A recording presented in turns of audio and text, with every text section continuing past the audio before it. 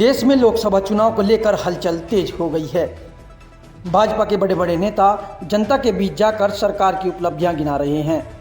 शनिवार को शामली पहुंचे डिप्टी सीएम केशव प्रसाद मौर्य ने गठबंधन पर तीखा हमला बोला। उन्होंने कहा कि इंडिया गठबंधन में कोई नेता नहीं है और हर कोई प्रधानमंत्री बनने का सपना देख रहा है। केशव प्रसाद मौर्य ने कहा कि 2024 में यूपी की सभी 80 सीटों पर भाजपा की जीत होगी। हमारा 2024 में हमारा विश्वास है तेलंगाना लोकसभा सहित हम उत्तर प्रदेश की 80 लोकसभा सीटें जीत करके 2014-2019 की तुलना में 2024 में माननीय नरेंद्र मोदी जी के नेतृत्व में और ऐतिहासिक विजय अर्जित करने में सफल होंगे और तीसरी बार मोदी सरकार ये तथाकथित रूप से जो भ्रष्टाचारियों का, जो तुष्टीकरण करने वालों का, जो अपराधियों को संरक्षण देने वालों का गठबंधन है, ये भारतीय जनता पार्टी के विजय रथ को नहीं रोक पाए। तेज बारिश के चलते डिप्टी सीएम केशव प्रसाद मौर्य का हेलीकॉप्टर शामली के पुलिस कार्यालय पर लैंड किया गया, जहां से केशव प्रसाद मौर्य सीधा भाजपा कार्यालय पहुंचे, जहां भाजपा कार्यकर्ताओं ने फूलमालाओं के साथ उनका भव्य स्वागत किया। इसके बाद केशव प्रसाद मौर्य कलेक्ट्रेट सभागार पहुंचे, जहां उन्होंने कोरी समाज और अनुसूचित जाति के आय प्रमाण पत्र, मृत्यु प्रमाण पत्र आदि बनवाने की शिकायत को लेकर जल निस्तारण के आदेश दिए। वहीं दीपावली तक गड्ढा मुक्त सड़कें कराने को लेकर संबंधित विभाग को भी निर्देशित किया गया और साथ ही भूमाफियाओं से सरकारी भूमि का कब्जा मुक्त कराने का भी अधिकारियों को निर्देश दिया। इस दौरान डिप्टी सीएम ने कई अन्य मुद्दों पर भी चर्चा की। शामली से संजीव कुमार की रिपोर्ट। एक महत्वपूर्ण सूचना मैं अपने किसान भाइयों की आप सबके माध्यम से देना चाहता हूं। हमारी सरकार ने लगातार किसान उत्थान की दृष्टि से काम किया। इस बार जब आप सरकार में दूसरी बार प्रदेश में चुन करके आए तो जो हमारे नलकूप से सिंचाई करने वाले किसान हैं, उनकी बिजली को सरकार के द्वारा उनके बिल का भुगतान करने का फैसला किया गया।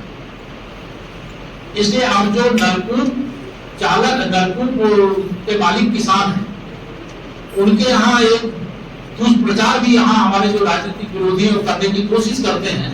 मैं स्पष्ट करना चाहता हूँ, किसानों के बिजली के बिल जो नलकूप के लिए है वो सरकार अदा करेगी। बिजली विभाग उसमें अगर मीटर लगाता है तो मीटर इसलिए लगाता है कि कितनी बिजली किस किसान ने खर्चा किया, उसके आधार पर सरकार अपने खजाने से बिजली बिल का भुगतान बिजली विभाग को करने का काम करती है। कि कोई ट्रांसफार्मर जला है, उसको स्पष्ट तौर से निर्देश दिया गया है कि उसको तत्काल बदला जाए।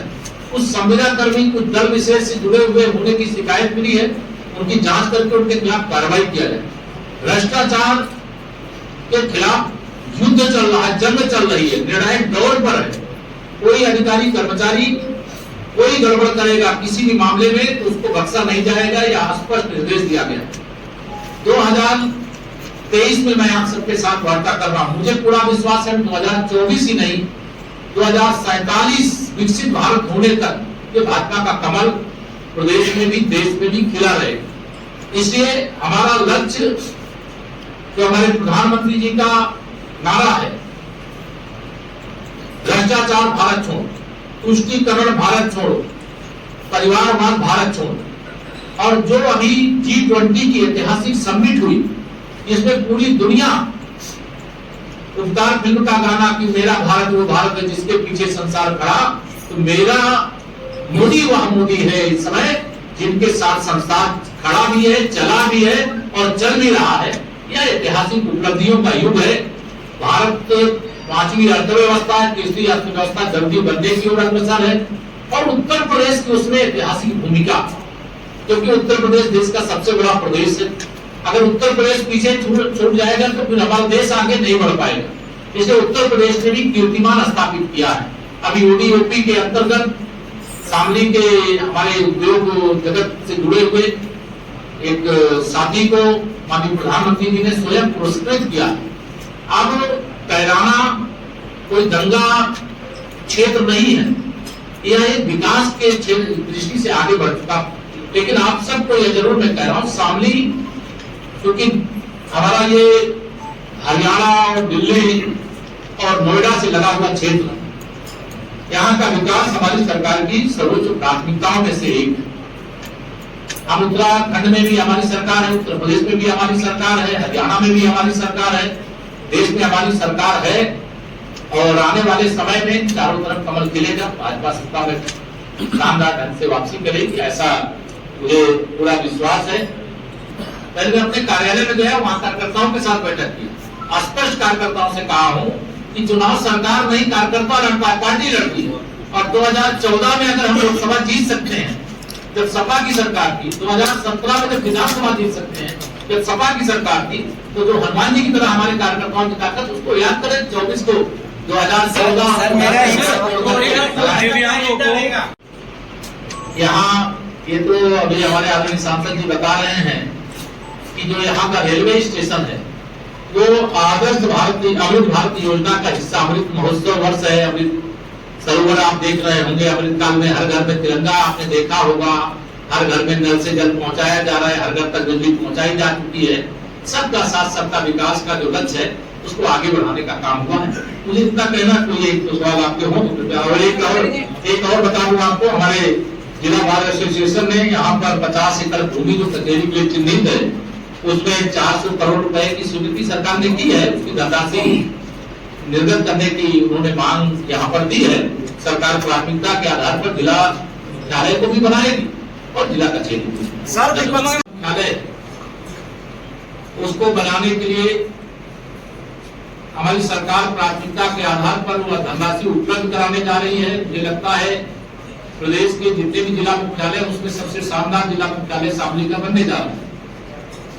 सुरक्षा व्यवस्था चुस्त और दुरुस्त रहे, किसी को डरने की आवश्यकता नहीं है, इसलिए पीएससी की बटालियन या भी शामली में उपलब्ध होने जा रही है। विपक्ष के गठबंधन के पास कुछ भी नहीं है, ना उनके पास मुद्दा है, ना उनके पास नेता है, ना उनके पास कोई नीति। भारतीय जनता पार्टी के पास नेता है जो विश्व का सबसे शक्तिशाली, सबसे लोकप्रिय नेता माननीय नरेंद्र मोदी जी। विपक्ष के पास 1 दर्जन प्रधानमंत्री पद के उम्मीदवार है। जितने गठबंधन के दल है तो सब राज्य में प्रधानमंत्री बनने के लिए मुंगेरी लाल के हसीन सपने थे। में हमारे जो कोली समाज के अनुसूचित जाति के भाई बहन हैं, उनके प्रमाण पत्र बनाने में शिथिलता की शिकायत आई थी।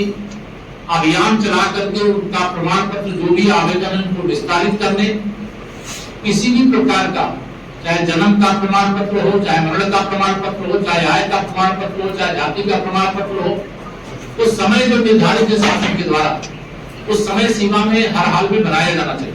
सड़कें गड्ढा मुक्त हो, ये माननीय मुख्यमंत्री जी की अगुवाई में दीपावली तक ये अभियान के लिए निर्देश दिया गया है। जिले के अंदर चाहे वह पशुचर भूमि हो, चाहे कोई चकमार्ग हो, चाहे तालाब की कोई जमीन हो अथवा कोई सरकारी जमीन हो जिसपे कोई अवैध कब्जा है, मेरा मानना है कि 90% कब्जे भूमाफियाओं ने किए हैं, 10% किसी गरीब का हो सकता है। इसलिए अवैध कब्जों को खाली कराने का विशेष अभियान चलाने का जिला प्रशासन को निर्देश दिया गया है।